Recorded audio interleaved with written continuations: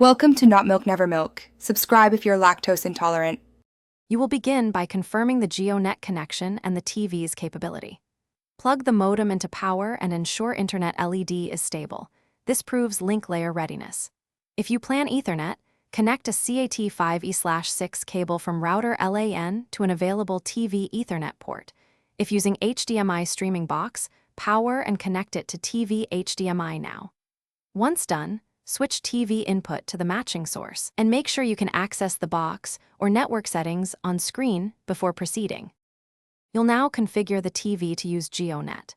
If using Wi-Fi, navigate to Network Wi-Fi, pick the Jio Net SSID, and enter the password. This creates the IP handshake and lets apps reach the internet. If you used Ethernet, confirm TV is set to DHCP so it automatically receives an IP. Alternatively, input a static IP, gateway, and DNS from your router if required for advanced setups. Once the TV shows connected, test by launching a streaming app or the browser to verify DNS and routing work. Finish by ensuring smooth playback and applying any firmware or app updates on the TV, because updated software avoids many issues. If the connection fails, power cycle the modem, router, and TV in sequence. Modem first, then router, then TV, waiting 30 seconds between devices to renew DHCP leases.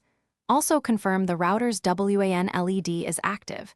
If apps still fail to load, change the TV's DNS to 8 to rule out DNS blocks, and try again to isolate the problem quickly.